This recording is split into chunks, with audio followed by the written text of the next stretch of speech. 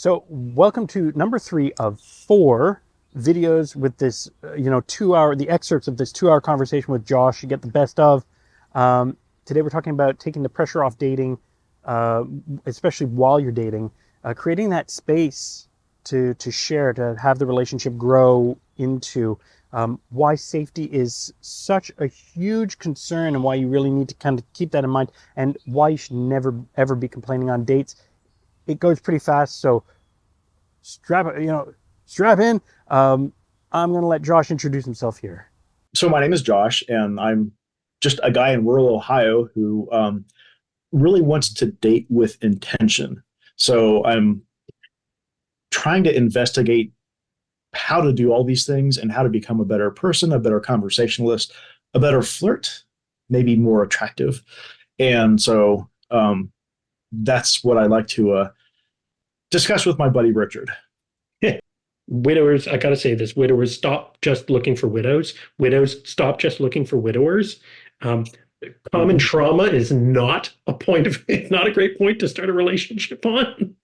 Trauma bonding is its own huge ball of wax that we could spend hours discussing. It's bad news. Oh, yeah. Yeah.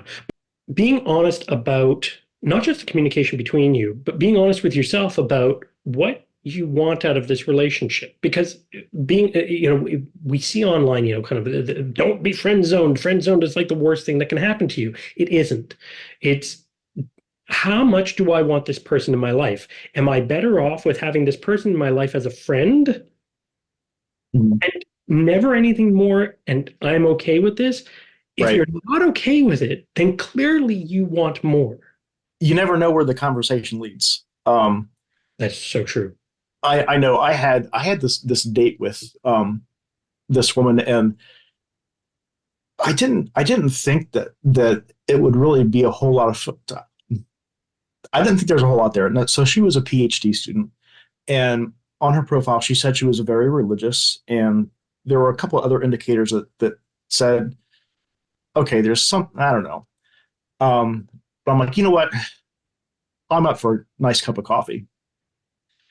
So I meet her, and we talked for 4 hours, and we shut the coffee house down. And that week we went out 3 times. Now, um, that was it because of some other issues, but just meandering through each other's thoughts is a very, very powerful hook if you can do that. And you never know who might have what thoughts. And I think it's so important during those conversations. And again, we've mentioned this before in our conversations, making space, Yes. having that safe space between you where everything is welcome. Yeah, and I think so. You said a really good word there, safety, and I think that's huge. And I'm talking just generally. I think above all else, women want to feel like they're safe. That's why when they go out with somebody new, they tell all their friends, "Hey, we're going to this restaurant in this time. If I don't text you by this time, then call the cops." Or um, and if you're out with somebody and you can project the image of you're a safe guy, um, to them that might mean, hey, I can be vulnerable with this guy, and he's not going to bite my head off. I can say, hey, I want to leave. I don't want to talk to you again, and he's fine with that.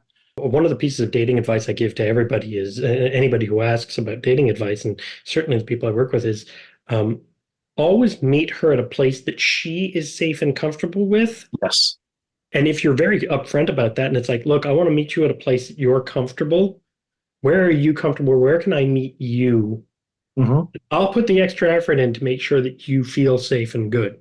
There are a million ways that you can promote yourself as being safe, and that will help immensely. Yeah. That's a big thing. That's one of the big things that leads to second and further dates. If they really get that sense that you're safe. So if that's what you're looking for, something more serious, um, then yeah, that's the way to be. It's funny when I work with people, I say your first date is not about attraction. It's not about your first date is proof of life.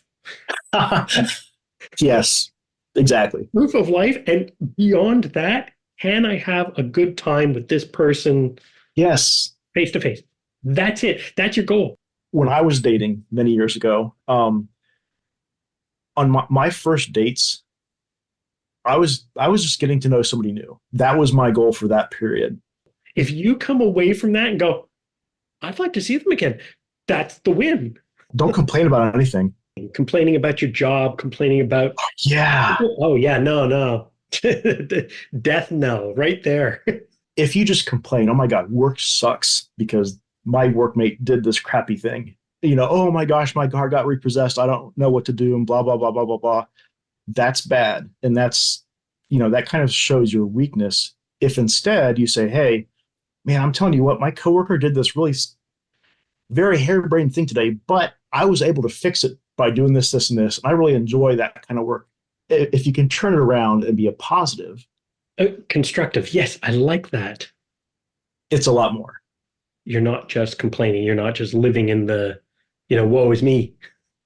In general, women are attracted to the kind of confidence that you exude when you have kind of a well-defined pattern of how things ought to go, I think. Well, I mean, confidence is confidence, right? Yeah.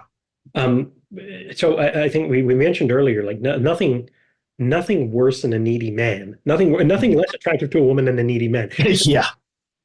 And it's not necessarily about being unpredictable. In fact, it's about being predictable Mm. in interesting ways. You always have a surprise to pull out of the hat, but not something that's going to be like.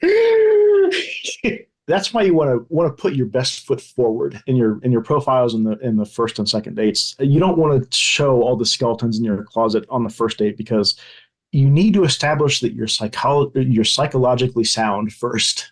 Yes. Because yeah, you might have a lot of baggage, but if you just checked out of the psychiatric hospital, that might be a problem with a lot of people. It might be a slight dissuasion there. Yeah, I mean, we all have baggage, and I think once you get to your 30s, 40s, etc., you need to kind of face the fact that you have baggage. You need to acknowledge your baggage and kind of accept it as part of who you are, and move forward in such a way that shows that you have grown or improved yourself from those situations. And I think that's what's attractive. If you can show how you've improved yourself throughout your life, then the actual situations themselves may not be such a big deal. I hope you found that helpful and entertaining.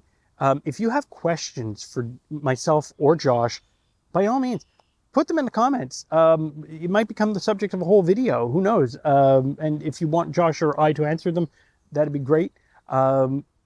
If you're dating and you're not getting the results you want, or if you're looking at dating and, dear God, it looks daunting, or you just need somebody to bounce ideas off of. Hi, my name is Richard Struther. I am the Widower's Wingman, and you can reach me at thewidowerswingman.com. There you can either find out more about how I help people through online dating, or you could book a free call with me. Let's meet.